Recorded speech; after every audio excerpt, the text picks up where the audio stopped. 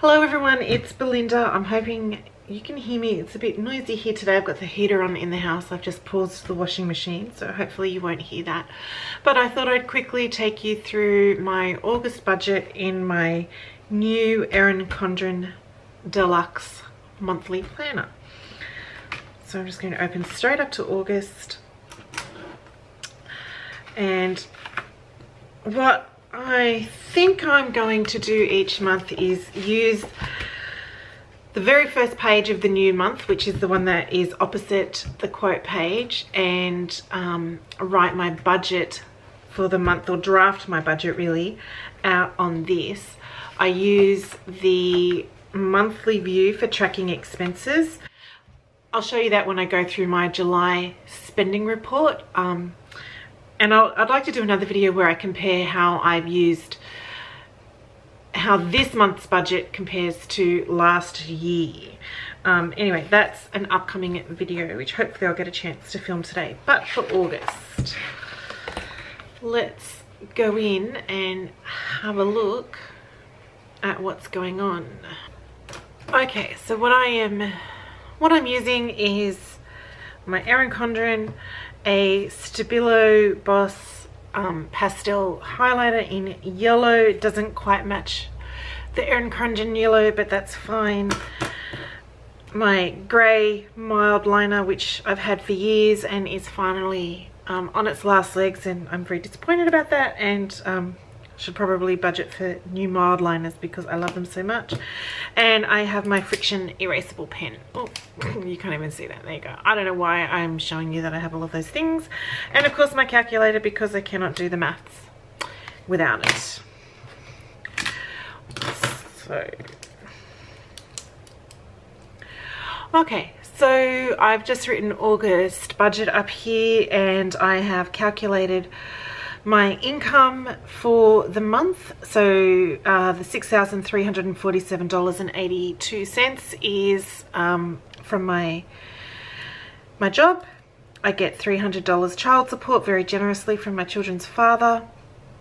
Andrew's half of the mortgage, because the mortgage repayment comes out of my account.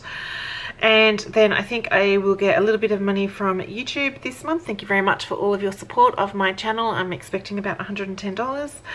And so my total income here is $8,031.82. So I'm just going to highlight that.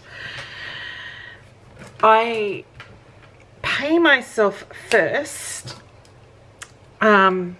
So I'm going to be making sure that I put $2,000 into my UK trip savings. I'm flying out on New Year's Eve to go to England.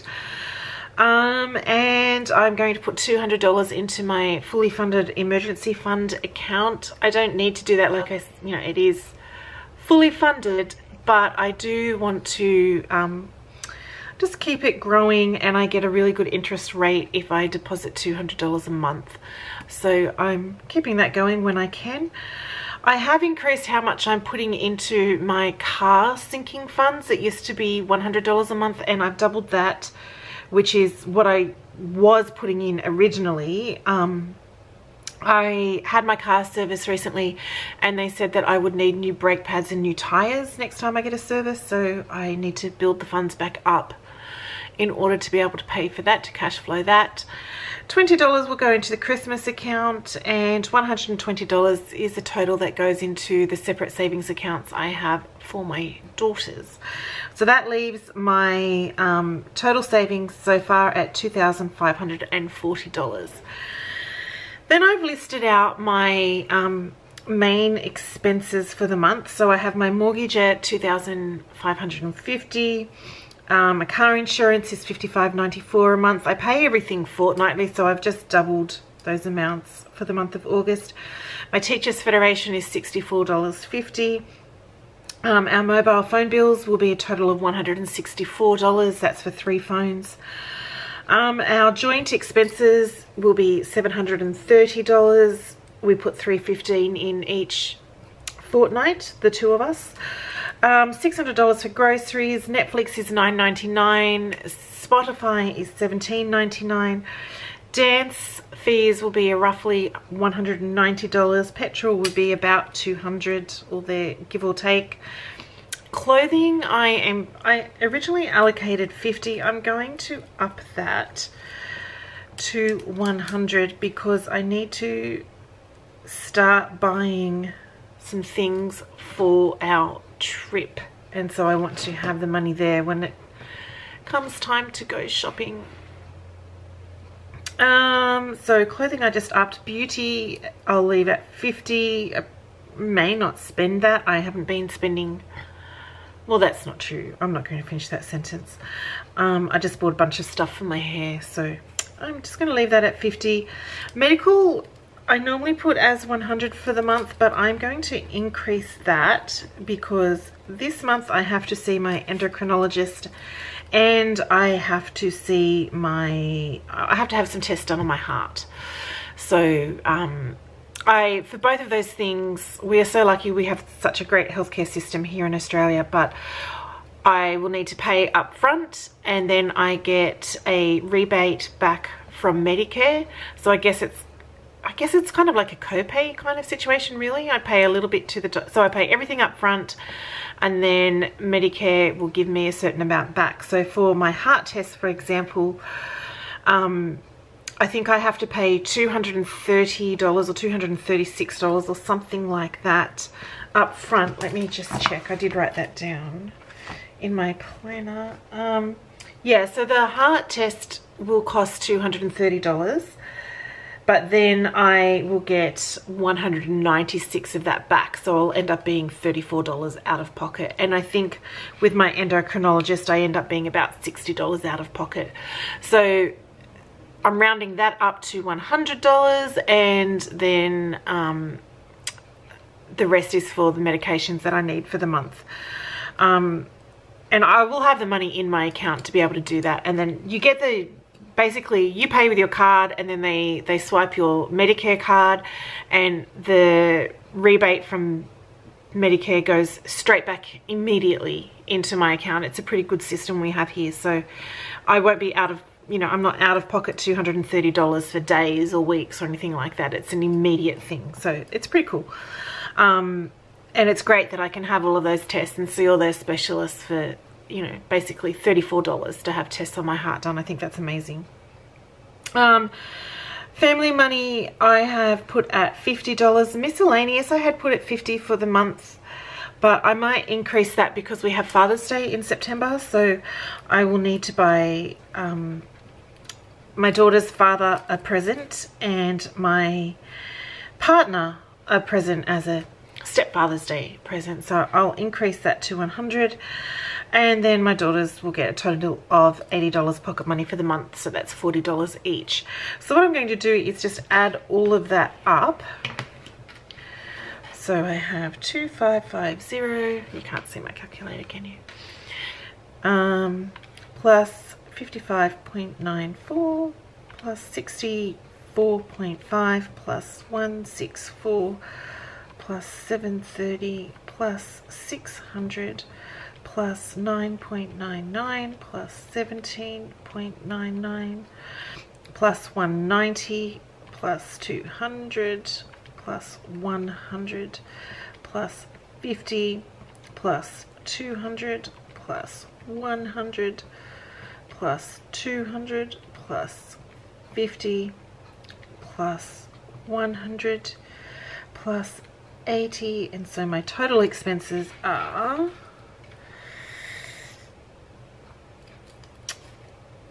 I'll just write this in this column because this is probably where it should be anyway. $5,462.42. So now what I'm going to do is I'm going to add that to the memory. Oh, actually there's no point doing that. So my total expenses, and then I'm going to add my savings total, which is my sinking funds and my savings, which I already added to 2,540. I'm going to add those things together. Where's my little ruler?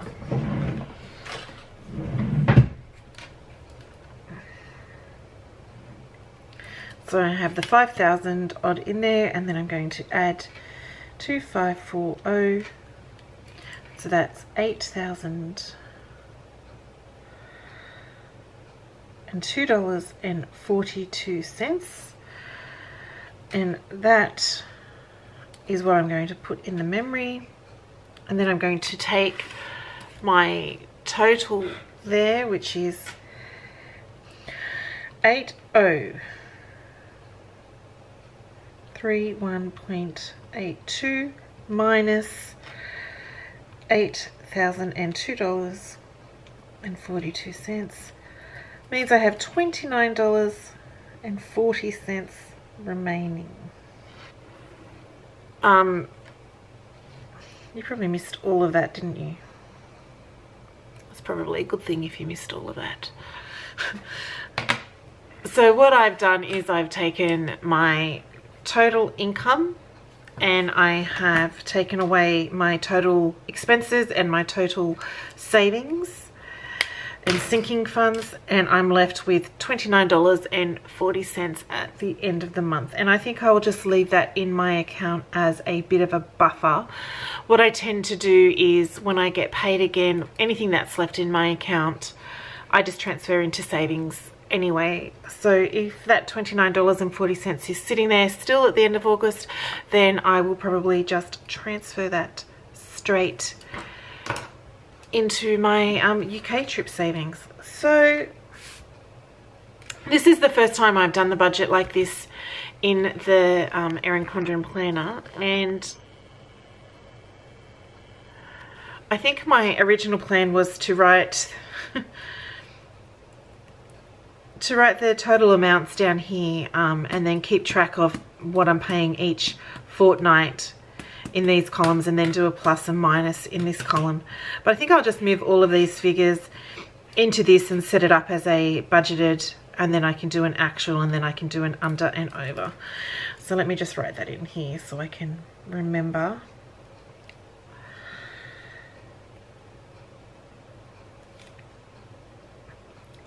I'll still be doing my fortnightly budgets on my Google spreadsheet.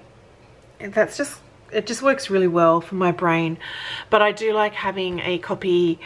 I really enjoy getting my old budget books out and flicking through them and seeing how things compare for each year, and as a way of reminding myself of the things that are upcoming that I need to account for in my budget.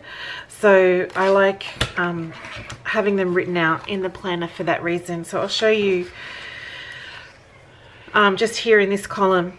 I just tend to write things that, as they occur to me, that I'll need to budget for. So for example, I have a colleague will be leaving early September, I think, so I'll probably need to contribute to a farewell present in August. My daughter will be graduating high school in 9 weeks time, so I need to keep that in mind. We've got Father's Day, and like I said, I've got my heart test and my endocrinologist visit. So as I think of them, I just write things down here that I need to remember, and then I'm just tracking what I'm spending and my no spend days on the monthly spread. Like that, but I'll do a separate video about that because this one's probably long enough. Alright, so that is my August budget. I'm sorry this video is a few days late. I've been quite sick this week. I think I'll do a video about that as well. If you're interested about hearing about my journey with Graves' disease, let me know in the comments below, and I'll certainly make a video on that, because sometimes it just knocks me for six and I have to spend a couple of days in bed, which is what happened this week. Anyway, I'm going to transfer all of these numbers into this column, but you don't need to see that. Thank you so much for watching, and I'll see you in the next video. Bye.